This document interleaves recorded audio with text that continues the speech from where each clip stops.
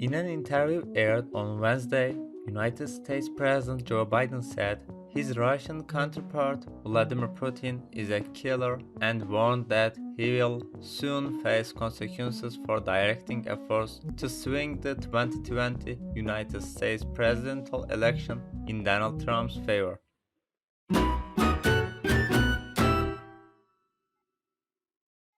He will pay a price, Biden told ABC News in the interview.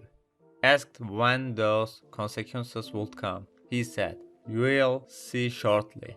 His comments come after a US intelligence report on Tuesday bolstered long-standing allegations that Putin was behind Moscow's election interference, an accusation Russia dismissed as baseless. At the same time, Biden noted that there are places where it's in our mutual interest to work together, such as renewing the START nuclear agreement, adding that the two leaders have a known history. "I know him relatively well," Biden said, adding that the most important thing dealing with foreign leaders, in my experience, is just to know the other guy.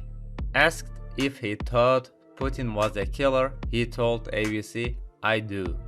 When Biden, as vice president to Barack Obama, met Putin in 2011, the moment signaled a reset of relations and even visa-free travel was on the agenda. But US-Russia relations have deteriorated since then, not only as a result of Russia's annexation of Crimea in 2014, but also against the backdrop of a series of attempted murders blamed on the Kremlin. Those include reformist politician and Putin's critic Boris Nemtsov in 2015 and the former Russian secret agent Sergei Skripal and his daughter murdered in 2018, as well as the less known case of Denis Voronenko, killed outside a hotel in Kyiv in 2017, who had fled to Ukraine and was a key witness in a treason case against former President Viktor Yanukovych. The most recent example is the attempted murder of opposition leader Alexei Navalny at Tomsk airport in August 2020. Russia has denied any such wrongdoing, although Russia has never admitted any involvement in the murders. Its reactions were often ambiguous. Putin himself has said, jokingly, that Russia could have killed Navalny had it wanted to. In the more distant past, the murders of journalist Anna Politkovskaya in 2006 and of lawyer Sergei Magnitsky in 2009 also need to be mentioned. A telephone prank pulled off by Navalny in cooperation with Bellingcat in December, which tricked a Russian secret agent into disclosing details of the botched plot to kill the Kremlin critic, brought the West closer than ever to finding the smoking gun of official Russian involvement in murders or murder attempts. In some other cases, it is not impossible to imagine that the murders may have been perpetrated by fringe groups or even internal enemies of Putin who want to discredit him to the West.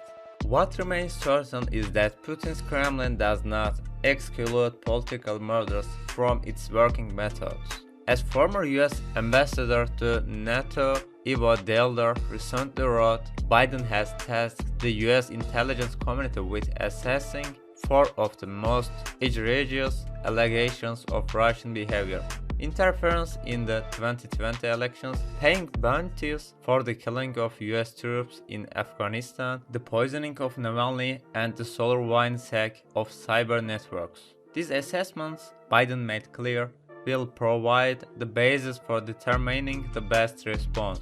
According to Delder, with Russia, Biden seems determined to return to an approach that worked during the Cold War.